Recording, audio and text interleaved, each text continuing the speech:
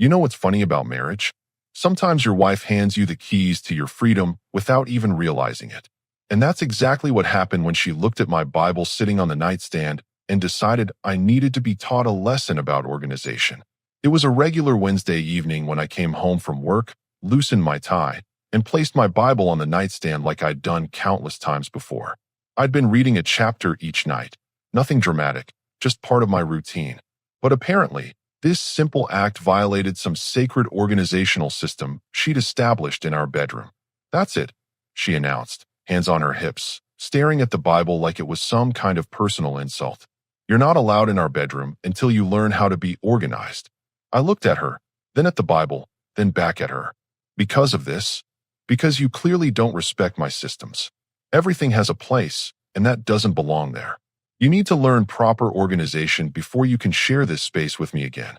Now, most guys might have argued, might have pointed out that it's technically our bedroom, that we're married, that banning your husband from his own sleeping space over a Bible is pretty extreme. But here's the thing. I could see an opportunity when it presented itself. "You're absolutely right," I said, picking up the Bible. "I clearly need to work on my organizational skills." She blinked, obviously expecting more of a fight. "Good. I'm glad you understand." "Oh, I understand perfectly. In fact, I think you've made an excellent point about having proper systems and designated spaces for everything." The confusion on her face was almost comical. She'd geared up for battle, and I'd just surrendered. Or so she thought. That night, I grabbed a pillow and headed to the couch. But as I lay there looking up at the ceiling, my mind started working. She wanted organization. She wanted systems. She wanted everything in its proper place. Fine. I could give her exactly what she asked for. The next morning, while she was at her yoga class, I took a walk around our property. The garage had always been just storage, boxes of old stuff, holiday decorations, the usual suburban clutter. But it was spacious, 20 by 20 feet of potential. And technically, it was part of the house we rented, which meant I had just as much right to use it as she did. I started making mental notes. The electrical was already there, outlets along the walls, overhead lighting. The concrete floor was in decent shape. With some insulation, drywall, and proper flooring, this space could become something special. By Sunday, I'd drawn up basic plans on napkins during lunch. Nothing fancy, just practical layouts for what I was starting to think of as my organizational project. She noticed me sketching but didn't ask questions. Why would she? As far as she knew, I was learning my lesson about organization. "How's your progress going?" she asked during dinner. That satisfied tone people use when they think they've made their point. "Really well, actually. I'm starting to understand the importance of having dedicated spaces for different activities." "See? I knew you'd come around once you applied yourself." If only she knew what I was actually applying myself to. Monday after work, I stopped by Home Depot. Started small, just measuring tape, a level, some basic tools. The guy in the lumber section was helpful when I explained I was finishing a garage space. Gave me some good advice about insulation and moisture barriers. Tuesday, I made another trip, this time for insulation materials and vapor barriers. The project was starting to take shape in my mind. Not just a quick fix or temporary space, something permanent, something that would make a statement. She barely looked up from her tablet when I carried supplies through the house to the garage. Still working on that organization project? Making excellent progress. Really starting to understand the value of proper systems. And I was. Just not the kind of system she had in mind. By Thursday, I had the garage cleared out completely. All her storage boxes, the Christmas decorations, old college textbooks, seasonal clothes, I neatly relocated to the basement. Everything organized, everything in its proper place. She would have been proud if she'd bothered to check. Friday evening, I started installing insulation between the wall studs. The physical work felt good after sitting at a desk all day. Each piece of insulation I stapled in place felt like progress towards something bigger than just a room renovation. "You're spending a lot of time in the garage," she observed when I came in for dinner. "Organization is serious business." "You were right about that." She smiled, that smug smile people get when they think they've successfully trained someone. Little did she know, the only thing being trained was my patience. Weekend came, and I really got to work. Hung drywall, taped joints, applied texture. The transformation was already impressive. What had been a cluttered storage space was becoming something that actually looked like living space. By the end of week 2, I had the walls painted a deep blue-gray, and was pricing flooring options. She'd asked once or twice about the noise coming from the garage, but I explained it was part of the organizational process, getting everything properly arranged. "When do you think you'll be ready to come back to the bedroom?" she asked Sunday night. I looked at her seriously. "When I'm confident I truly understand proper organization. I don't want to disappoint you again." "Good. I'm glad you're taking this seriously." Oh, I was taking it seriously. More seriously than she could possibly imagine. Week 3 is when things really started getting interesting. I'd moved past the basic construction phase and into what I like to think of as the engineering phase. The garage was no longer recognizable as the cluttered storage space it had been. I installed luxury vinyl plank flooring, the kind that looks like real hardwood but can handle temperature changes and moisture. Cost me about $600, but it was worth every penny. The transformation from cold concrete to warm, rich-looking wood floors changed the entire feel of the space. She walked through once while I was installing the baseboards. "Wow, this looks professional." "Organization requires proper infrastructure," I replied, not looking up from my work. "Can't have a good system without a solid foundation, right?" "Well, it certainly looks like you're learning." If she only knew what I was really learning. Mainly that I should have done this years ago. The electrical work came next. I hired a licensed electrician. No point in burning the house down over pride. But I worked alongside him, learning how to add outlets, install overhead recessed lighting, and set up a separate circuit for what would eventually become my entertainment center. "Nice setup," the electrician commented as he worked. "Your wife gonna love this new workshop space." "Something like that," I said. By the 4th week, I was ready for the fun part. I'd researched HVAC systems and decided on a mini split unit. Heating and cooling controlled by remote. The installation was more complex than I'd expected, but YouTube University came through again. She noticed the outdoor unit when she was watering her flowers. "What's that thing?" "Climate control. Proper organization requires consistent environmental conditions." She just nodded and went back to her flowers. Amazing how people hear what they want to hear. The mini split was a game changer. Suddenly, the garage maintained a perfect 72 degrees year-round. I could work out there in comfort, regardless of the weather outside. Week 5 brought the first major furniture delivery. I'd ordered online and had everything shipped to my office, then loaded it into my truck after work. A king-size bed frame, mattress, and box spring. Top quality stuff. The kind I'd been wanting for our bedroom, but she'd always vetoed as unnecessary expense. Getting a king mattress through the garage door solo was an adventure, but I managed. Set it up in the far corner where it wouldn't be immediately visible from the doorway. Not that she was spending much time checking on my progress anyway. The bed looked incredible in the space. Plenty of room to stretch out, firm support, none of the motion transfer issues we'd been dealing with on our old queen mattress. I tested it out that first night and slept better than I had in months. She asked the next morning how the couch was working out. "Actually, I've upgraded my sleeping arrangements as part of the organizational process." "Oh good, air mattress." Something like that. Week 6 was electronics week. I'd been saving for months without really knowing what for, but it turned out this project was exactly what I'd been saving for. 75-inch smart TV, soundbar, gaming console, and a compact refrigerator. All delivered to the office and transported after hours. The TV installation required some wall reinforcement, but I'd planned for that during the framing phase. Mounted at the perfect height for viewing from both the bed and what would soon become the seating area.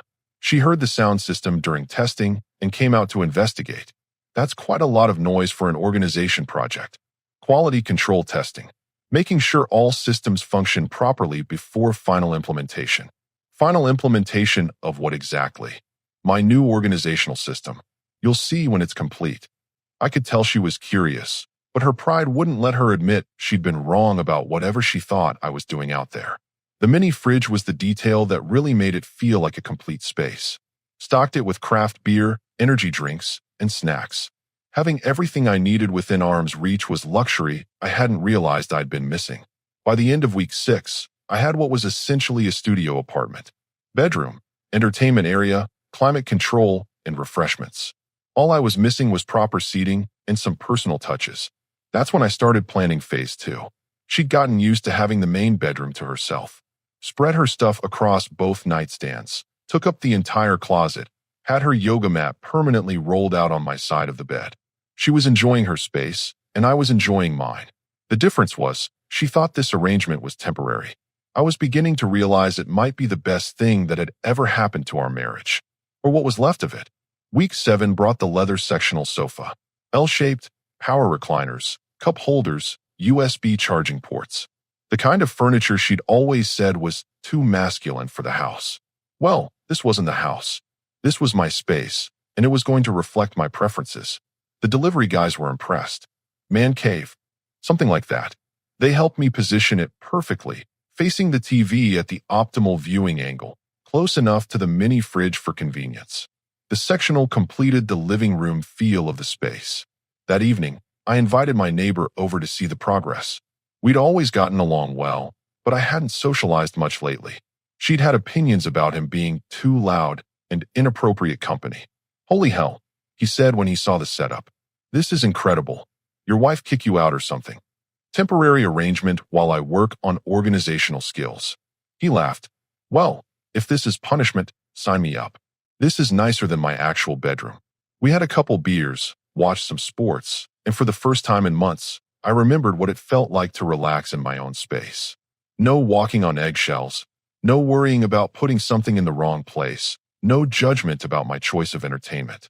Just me, my space, and the freedom to enjoy it however I wanted. Around 10 o'clock, I heard her heels clicking across the kitchen floor above us. She was checking to see what we were doing. The sound of men laughing probably bothered her more than she'd care to admit. Better head home, my neighbor said. But seriously, this is amazing. You should have people over more often. After he left, I sat in my recliner, remote in hand, beer within reach, and realized something important. I wasn't missing the bedroom at all. In fact, I was starting to prefer this arrangement. The question was, what was I going to do about that? Week 8 was when I stopped calling it a project and started calling it home. The space had evolved beyond anything I'd originally imagined. What started as a response to her organizational ultimatum had become something that reflected who I actually was, rather than who she thought I should be. I added a coffee station in the corner, single-serve machine, grinder, and a selection of beans I'd been wanting to try, but she'd always dismissed as too expensive for coffee. Turns out when you're making decisions for yourself, you can justify spending $12 on premium beans that actually taste like something. The morning routine in my new space was incredible. Wake up in a bed that was actually comfortable, make coffee that didn't taste like water, and start the day without immediately walking into someone's mood or judgment about how I'd arranged my pillow the wrong way. She noticed I wasn't coming into the kitchen for morning coffee anymore. Where are you getting your caffeine? Part of the new organizational system. Everything has its designated place and purpose. You bought another coffee maker? Efficiency optimization. She looked annoyed but couldn't really argue with efficiency. The Workspace edition came next. A proper desk, ergonomic chair, and good lighting. I'd been working from home 2 days a week, but always had to negotiate space at the kitchen table or listen to her conference calls bleeding through the thin walls. Now I had a dedicated office area that was actually quiet. My productivity shot through the roof. No interruptions about lunch plans or honey-do lists. No background commentary about my work calls. Just focus and the ability to actually get things done. The gym area was my favorite addition. Nothing fancy, adjustable dumbbells, a bench, pull-up bar mounted in the doorway. But having workout equipment that I could use anytime without coordinating schedules or listening to complaints about the noise was liberating. She'd always had opinions about my workout routines. Too early, too loud, too much space taken up in the house. Now I could lift at 6 in the morning or 11 at night without affecting anyone else's schedule. Week 9 brought the entertainment upgrades. Gaming setup, streaming services, sound system calibrated for optimal bass response. The kind of audio setup she'd always vetoed as unnecessary and disruptive to the neighbors. I tested it out with an action movie Friday night. The sound quality was incredible. Every explosion, every soundtrack detail, crystal clear without bothering anyone in the main house. Perfect isolation. That's when my brother called. Haven't heard from you in months. You still alive over there? Very much alive. Actually, things are pretty good right now. Really? Last time we talked, you sounded stressed about the usual domestic drama. Situations improved significantly. Good to hear. We should hang out sometime. I know she's not my biggest fan, but maybe we could grab beers or something. That hit me harder than I expected. When was the last time I'd hung out with my brother? Or any of my friends, for that matter? Every invitation had been met with some reason why it wasn't convenient or appropriate. Work event conflicts, social obligations she'd committed us to, or just general disapproval of my choice in company. Actually, why don't you come over Saturday? I've got a setup now that's perfect for hanging out. She okay with that? I've got my own space, completely separate from hers. Saturday afternoon, my brother showed up with a 12-pack and skeptical expectations. His expression when he saw the garage was exactly what I'd hoped for. What the hell is this place? My organizational project. This is an organization. This is a luxury apartment. How did you pull this off? I gave him the full tour, the climate control, entertainment system, sleeping area, workspace, even the mini gym. His reaction was getting more amazed by the minute. This is incredible. You've basically built your own house inside the house. That's the idea. We spent the afternoon watching football, drinking good beer, and talking about everything we hadn't been able to discuss in months. No time limits, no disapproving looks from the doorway, no subtle comments about how we were being too loud or inappropriate. I forgot how much fun you are when you're not stressed, he said during halftime. I forgot I used to be fun. Around 6, a couple of my old college buddies stopped by. I'd texted them earlier, figuring if I was going to have company, might as well make it a proper gathering. They brought pizza and more beer, and the place really came alive. This is amazing, one of them said, checking out the TV setup. Why didn't you do this years ago? Didn't have the motivation. We played some video games, shared stories about work and life, and I realized how much I'd missed having male friendships that weren't filtered through someone else's approval process. The conversation flowed naturally, the laughter was genuine, and for the first time in years, I felt like myself. Around 8, I heard footsteps on the stairs above us. She was moving around the house, probably wondering about all the voices and laughter coming from the garage. The sound system was well insulated, but male bonding has its own volume level. She know you're throwing a party? My brother asked. She knows I'm working on my organizational skills. That got a big laugh from everyone. By 9, we'd moved into serious conversation territory. Work frustrations, relationship observations, future plans. The kind of discussions you can only have with people who've known you long enough to call you on your nonsense. You seem different, one friend observed. More relaxed. More like the guy we knew in college. I'm rediscovering some things about myself. Good for you. We were starting to worry you disappeared entirely. That comment stuck with me after everyone left. Had I disappeared? Had I become so focused on avoiding conflict and meeting someone else's standards that I'd lost track of who I actually was? Sunday morning, I made coffee in my space, worked out without checking the time or noise level, and spent a couple hours just enjoying the quiet. No agenda, no obligations, no one else's priorities demanding attention. She knocked on the garage door around noon. Can we talk? Sure. What's up? About last night. That was a lot of people. A few friends stopped by. It was loud. The neighbors probably heard. The space is well insulated. And it wasn't that late. It's just, this is supposed to be about organization, not entertaining. I looked at her standing in the doorway of my perfectly organized, climate-controlled, efficiently designed space.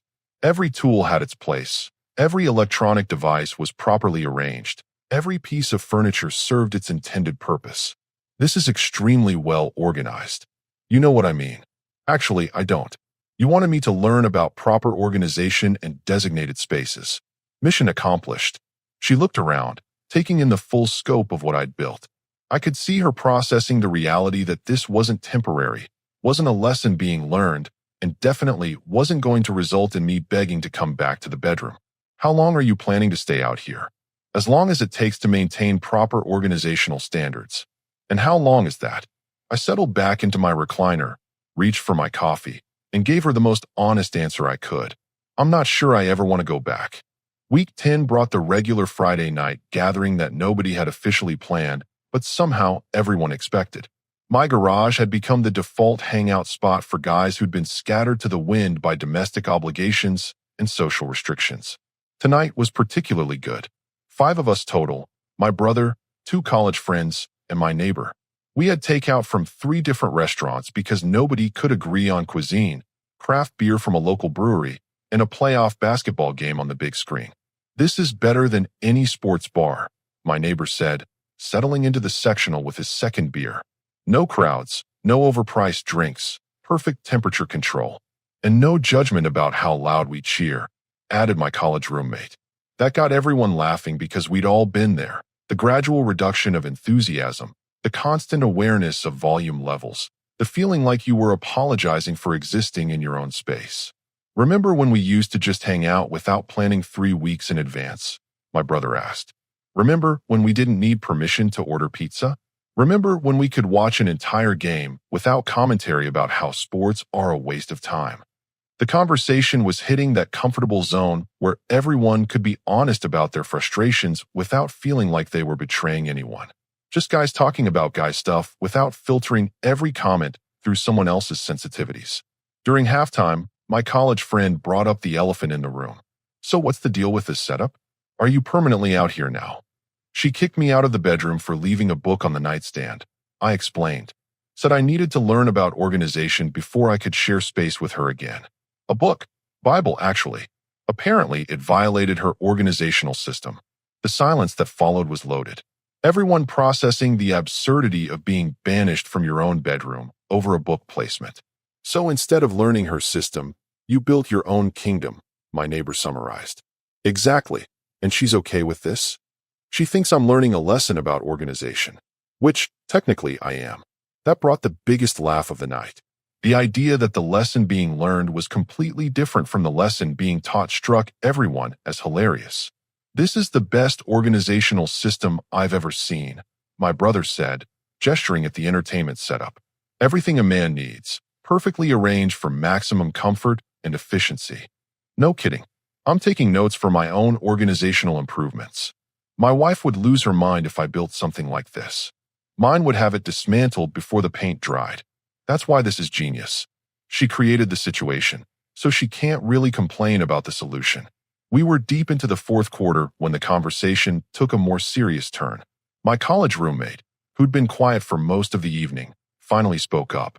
Can I ask you something? When's the last time you felt this relaxed in your own house? I thought about it seriously. Honestly, years. Maybe since we first moved in together. That's what I figured. You've been stressed every time I've seen you for the past 3 years. Tonight's the first time you seem like yourself. It's amazing what happens when you can exist without constant criticism, or when you can have friends over without getting grief about it later, or when you can watch TV without negotiating volume levels, or when you can eat what you want without commentary about your choices. The list kept growing, and with each addition, I realized how much of my personality I'd been suppressing just to keep peace. How many small compromises had added up to losing myself entirely. The thing is, my neighbor said, you're happier. Like, noticeably happier. More like the guy we used to know. Because I remember who I used to be. And you like that guy better than who you became? Without question. We were laughing about something ridiculous when the kitchen light came on above us. Through the garage window, I could see her moving around, probably making her evening tea and wondering about all the noise coming from below. Think she's checking up on us? My brother asked. Probably wondering why we're having so much fun. Must be killing her that she can't control what happens out here. She gave up that control when she kicked me out of the bedroom. Best decision she ever made, from where I'm sitting. The game was winding down when my college friend brought up the topic that had been hovering around the edges of our conversation all night. So what happens when she decides you've learned your lesson and demands you come back? That assumes I want to come back. You don't. Would you? If you had a space like this, where you could be yourself without apology, where your friends were welcome, where you could live according to your own standards, would you give that up to go back to walking on eggshells? The question hung in the air while everyone considered their own situations. Hell no, my neighbor said finally. Not a chance, agreed my brother. I'd fight to keep this setup. This is better than any marriage counseling session we've ever been to. That comment got everyone's attention. You've been to marriage counseling? I asked. 3 different therapists. All variations of the same theme. Learn to communicate better, compromise more, be more understanding of her needs. Let me guess. None of them suggested she might need to compromise or understand your needs. That would be correct. Funny how that works. We were cleaning up around 11 when she appeared in the doorway.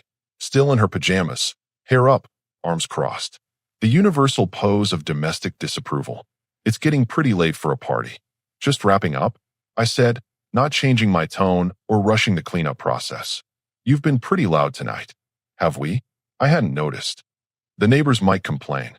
My actual neighbor laughed. I am the neighbors. No complaints here. She looked annoyed that her leverage had evaporated.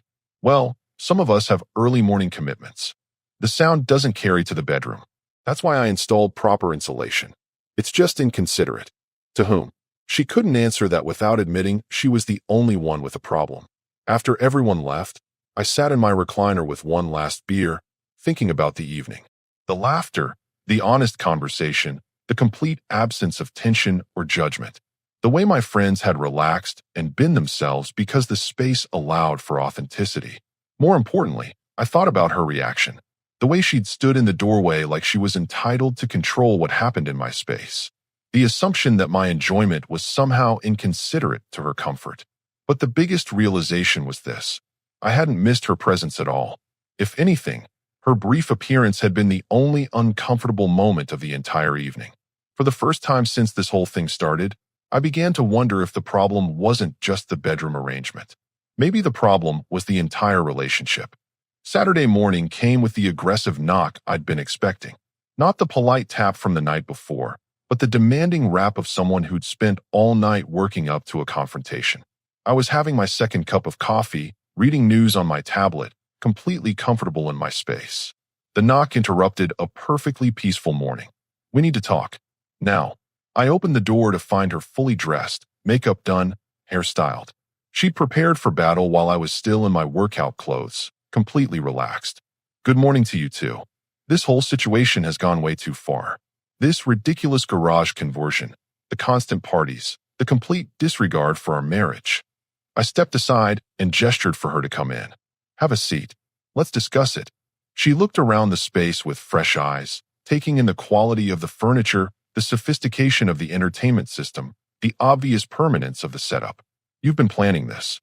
This whole elaborate escape from our marriage. I've been working on organization, just like you suggested. This isn't organization. This is abandonment. I sat down in my recliner, completely calm. Abandonment of what exactly? Of our relationship. Of the life we built together. The life we built together involved me sleeping on the couch because I left a book on a nightstand. It was about respect for shared spaces. No, it was about control. The funny thing is, you gave me the perfect opportunity to realize how much control you'd been exercising over every aspect of my life. She sat on the edge of the sectional, clearly uncomfortable, but trying to maintain her position of authority. So your solution is to build a man cave and pretend we're not married? My solution is to create a space where I can exist without constant criticism, where my friends are welcome, where I can make decisions about my own comfort and happiness. Your friends were never unwelcome. Really? When's the last time I had anyone over without you finding reasons why it was inconvenient or inappropriate? That's not the same thing. It's exactly the same thing. You made it clear that my social connections were less important than your comfort. And you think that's healthy for a marriage? I think it's healthier than the alternative we were living. She stood up, pacing the small space. This is ridiculous. You're a grown man hiding in a garage because you can't handle adult conversation.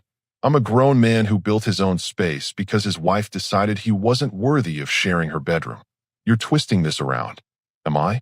You said I couldn't sleep in our bedroom until I learned organization. I've learned it. I've organized my entire life exactly the way I wanted organized. That's not what I meant, and you know it. Then maybe you should have been more specific about what you actually wanted. She stopped pacing and looked directly at me. I want you to come back to the bedroom. I want us to work on our relationship like mature adults. And what does that look like? Me acknowledging that I overreacted and agreeing to respect the systems you've established. Yes. So nothing changes except I give up this space and go back to walking on eggshells? You were never walking on eggshells. When's the last time I watched a full game without commentary about noise levels? When's the last time I had friends over without scheduling it weeks in advance? When's the last time I made a decision about anything without running it past you first? She opened her mouth to respond, then closed it. Marriage is about compromise, she said finally. You're right. But compromise means both people give something up. What have you compromised on? Name one thing. One decision where you changed your preference to accommodate mine. The silence stretched longer this time. I'm not controlling. I just have standards. Standards that everyone else has to meet, but you don't have to justify. That's not true. Then explain to me why leaving a book on a nightstand was grounds for banishment, but you spreading your stuff across both sides of the bed is perfectly acceptable. She sat back down, looking uncertain for the first time. You're making this bigger than it needs to be. No, you made it bigger when you kicked me out of my own bedroom. I just adapted to the situation you created. And your adaptation is to build a separate life? My adaptation is to build a life where I can be myself without constantly monitoring your approval levels. And you're happy now? I looked around my space. The coffee maker I'd chosen, the furniture that reflected my taste, the entertainment system that satisfied my preferences. Yeah, I am. Happier than you were with me. Happier than I was living according to your standards instead of my own. So that's it. You're just going to live in the garage forever. I'm going to live somewhere that I can be myself. Whether that's here or somewhere else remains to be seen. Somewhere else. This arrangement has made me realize some things about what I want from life and what I don't want. She stared at me for a long moment, processing the implications. You're talking about divorce. I'm talking about not living my life according to someone else's approval anymore. That's not a marriage. No, I agreed. It's not. 3 weeks after our confrontation, the dynamic in the house had shifted completely. She'd tried various approaches to regain control, guilt trips about the neighbors, comments about how strange our arrangement looked, suggestions that I was having some kind of midlife crisis. None of it worked because I was no longer the person who needed her approval to feel valid. I'd settled into a routine that actually worked for me. Morning coffee in my space, workout whenever I wanted, work calls without background commentary, and evening entertainment that reflected my actual preferences. The freedom was intoxicating. My social life had completely revived. Tuesday poker nights, weekend football gatherings, and casual weekday hangouts had become regular occurrences. All the friendships she'd gradually discouraged were flourishing again. You've got quite the setup here, my lawyer said when he stopped by Thursday evening. I'd called him earlier in the week to discuss some options. It served its purpose. And that purpose is helping me remember who I am when I'm not constantly accommodating someone else's demands. He looked around the space, taking in the obvious comfort and permanence of the arrangement. This is better than most studio apartments. You could live here indefinitely. That's what I'm realizing. But you're not planning to. No, I'm planning something more permanent. We talked through the logistics. The rental house was in both our names, but I've been covering the majority of the rent and utilities. My credit score was solid, my income stable. Finding my own place wouldn't be difficult. What about her? What about her? How's she handling the idea of you moving out completely? She doesn't know yet, but she's about to. Friday evening, I made the decision. I'd been putting off the conversation, but living in limbo wasn't fair to either of us. Time to finish what she'd started with her organization ultimatum. I found her in the kitchen, meal prepping for the week. Always so organized, always so controlled. We need to discuss our living situation. She looked up from her containers. Are you finally ready to come back to the bedroom? No, I'm ready to move out completely. The measuring cup in her hand froze halfway to the container. Move out. I've enjoyed our separation more than I expected. It's made me realize this relationship isn't working for either of us. That's ridiculous. We just need to find a compromise. We tried compromise. It looked like me giving up everything that made me comfortable while you maintained complete control over our shared environment. That's not what happened. That's exactly what happened. And I'm not interested in going back to that dynamic. She set down the measuring cup and faced me directly. So you're just going to leave? Over a bedroom arrangement. I'm leaving because I've rediscovered what it feels like to be myself. And I like that person too much to give him up again. This is insane. You're throwing away our marriage because you can't handle basic organization. I'm ending our marriage because it was never actually a partnership. It was me trying to meet your standards while you never considered mine. I can't believe you're serious about this. I've already talked to a lawyer. I'll be moving out at the end of the month. The color drained from her face. Over this. Over a stupid fight about a book. It was never about the book. It was about respect. And the fact that you still think this is about a book proves that you never understood the real problem. We can fix this. We can go to counseling. I don't want to fix this. I want to live somewhere that I don't need fixing. You're making a huge mistake. The mistake was spending years thinking I needed to change myself to earn love from someone who never actually accepted who I was. She tried several more arguments: financial concerns, social embarrassment, the difficulty of starting over. But none of it resonated because I'd already tasted freedom, and it was better than anything she was offering. 2 weeks later, I signed a lease on a one-bedroom apartment across town. Nothing fancy, but it was mine. My name on the lease, my furniture choices, my rules about guests and noise levels, and where I could leave my books. Moving day was surprisingly easy. Most of my important stuff was already in the garage. The rest had never felt particularly important anyway. She watched from the doorway as I loaded the last of my things into my truck. This is really happening. This already happened. I'm just making it official. I never thought you'd actually leave. I never thought you'd give me a reason to realize how much happier I could be. What about us? There is no us. There's you, living according to your organizational systems, and me, living according to mine. I didn't mean for it to go this far. Yes, you did. You meant to teach me a lesson about respecting your authority. The lesson just didn't go the way you planned. I closed the truck tailgate and looked back at the house we'd rented together. It had never really felt like home.